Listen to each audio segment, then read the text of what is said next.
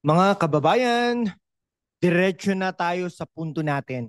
Kung gusto ipa-random check, ipapa-backhoe pa ang sheet piling sa flood control na ginawa nyo.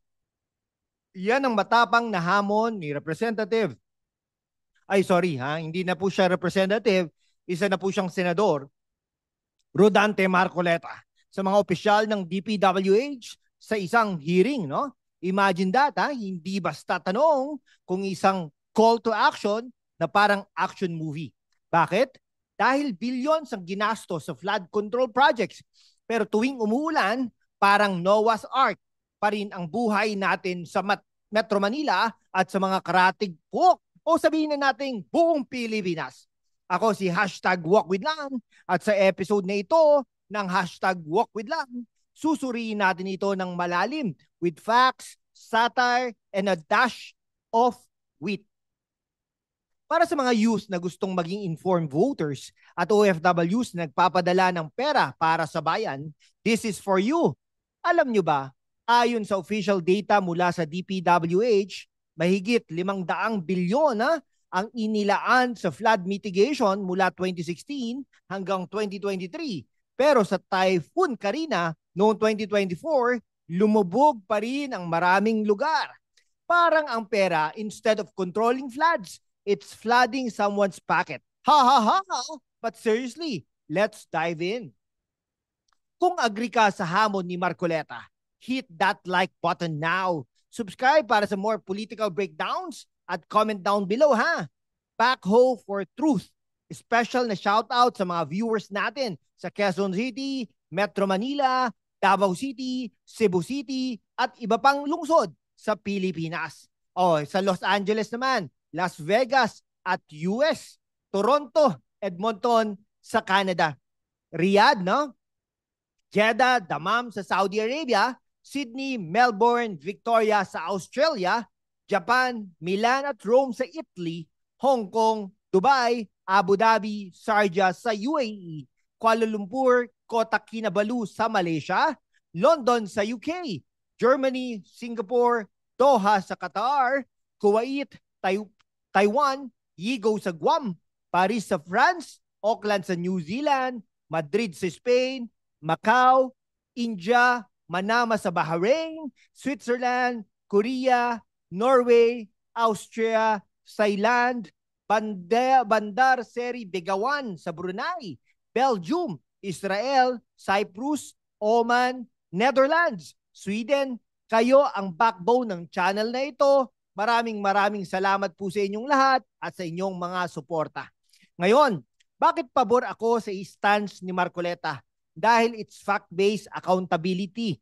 Sa hearing na yan, August 23, 2023, August 2025, during the budget deliberations for 2024, no? At 2026 rather, Marcoleta biglang ano po siya, no? Hindi siya nagpaligoy-ligoy. He pointed out anomalies, no? Projects na supposedly tapos na pero walang ebidensya ng proper installation ng sheet pilings, no? Yan ang metal barriers na nagproprotekta laban sa erosions at floods. Parang yung ex mo na nagsabi na fix na, pero pa-check mo, wala pa ring exchange, no? Kaya talagang bilib na bilib po tayo kay Marcoleta. Mag-comment din po kayo dyan kung bilib po kayo kay Marcoleta. Mga kaibigan, imagine kung tayo ang DPWH, would you accept a challenge like that? Or takot ka ba sa backhoe truth serum? Ha ha ha. Sa susunod na ilang mga minuto, we will break it down. Background, the hearing details, policy deep dive, satire on corruption, global context, and why this matters to you. Stay tuned, wag umalis. Mga kababayan, sa mundo kung saan ang kasinungalingan ay nangingibabaw, ang katotohanan ang unang sinisikil. Pero kasama kayo, magpapatuloy tayo sa laban, walang takot, walang kinikilingan, at laging handa para sa bayan. Sumali na sa aking YouTube membership sa Hashtag Walk with Lan at tulungan natin ang channel na maabot ang 100,000 subscribers. Ang inyong suporta, ang susi ng kalayaan natin para ipagpatuloy ang pagbabalita ng katotohanan. Salamat at kita-kits sa laban. Simulan natin sa basics, no? Ano ba ang flood control project sa Pilipinas? mula sa official reports ng DPWH. Ang mga ito ay kinabibilangan ng dikes, drainage systems, pumping stations, at sheet pilings. Sheet pilings, yan ang interlocking steel sheets na ibinabaon sa lupa para pigilan ang tubig na umagos. In engineering terms, it's like the spine of flood barriers. But here's the controversy, Despite 1 trillion pesos spent since 2010 based on COA audits, bakit persistent ang baha? Okay, sa 2022 alone, 1,200 flood control projects worth 200 billion pesos.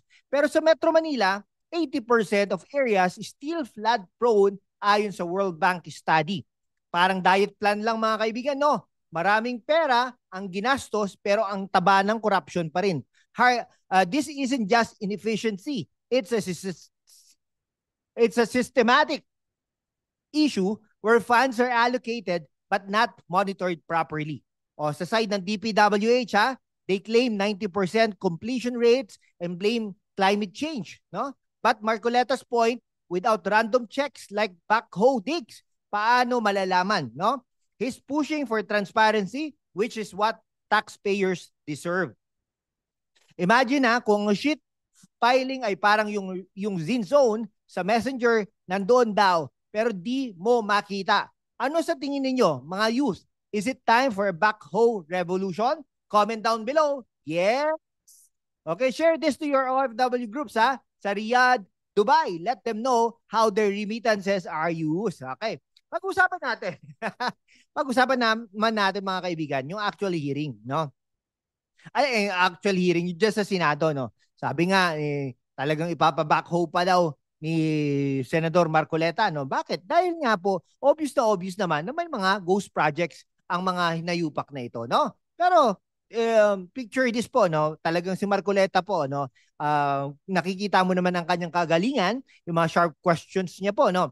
Talagang inaano niya, no? Kasi concern lang po siya sa Pampanga, sa Tarlac at sa buong kapuluan ng Pilipinas, no? Talagang ito naman DPWH nagde-defend pa, no? Sabi niya, we have inspections, no? Pero sabi ni Marcoleta, prove it with backhoe. It's like a courtroom drama pero sa Senado, no? Parang game show mga kaibigan. The price is right, pero the pile is right. If the shit piling isn't there, you lose billions. Marcoleta as the host, DPWH as contestant sweating. No, pinapawisan. He's not grandstanding mga kaibigan. His track record shows he's consistent in anti-corruption probes like in ABS-CBN franchise or pharma issues. DPWH has achievements like the Laguna Lakeshore Project but anomalies in bidding. Lako, COA, calling ka, COA. Talagang marami pong overpricing dyan sa mga kontrata na yan. Tingnan natin kung yung challenge ba ni Senador Marcoleta ay tama, no? Mga kaibigan, kung ikaw ba ang DPWH, tatanggapin mo ba ang hamon? Kung wala kang kasalanan, tatanggapin mo ang hamon. Pero kung hindi, magpapaligoy-ligoy ka pa. No? O sasabihin mo, ay, busy ang backhoe sa iba pong mga proyekto, Mr. Senator. Ay, nako. Ito gusto ko pong marinig ang inyong opinion. No? Support Marcoleta's challenge? Yes or no? Like if you want more hearings like this, subscribe for updates on Philippine politics. Okay mga kababayan, ito pang gustong-gusto natin deep dive tayo sa policy. Ano ang sheet piling technically? In civil engineering, it's a retaining wall system using vibratory hammers to drive steel sheets into soil. For DPWH specs, depth should be at least 1/3 above ground for stability. No? Alam nyo po, talagang marami po talagang kurakot dyan. Kaya nga po napaka-controversial, no? Meron nga po pag-aaral, 30% daw ng flood projects with deficiencies, including substandard materials, no? Nako, talagang, ibabackhoe na po ba natin yan? Sabihin niyo po yan sa comment section kung ibabackhoe na natin yan mga kaibigan ko. No? Imagine, flood control project as a birthday party. Billions invited but only confetti, no? Fake programs. Okay. Ito, DPWH, we built in. Okay, prove it, dig it up, like varying evidence, no? Yan. Ay, nako. Tingnan naman natin sa global, no? Sa Netherlands, ay, nako, yung iba't mga bansa, bakit wala pong baha? Dahil po, 10% of their GDP napupunta doon sa infrastructure nila. Maganda po talaga ang sistema at walang kurakot, mga kaibigan, no? Yan. Okay? O sige po. Hanggang dito na lang po mga kaibigan ko ha. Mag-subscribe po, comment your thoughts, share to spread awareness. Special shout out ulit sa lahat ng nabanggit ng mga lugar mula Quezon City hanggang Malaysia. No? Mag-send ng super thanks para sa more content. Goal natin, 100,000 subscribers. Salamat sa panonood. Stay vigilant mga kababayan. Kita-kits sa next episode. Mabuhay ang Pilipinas!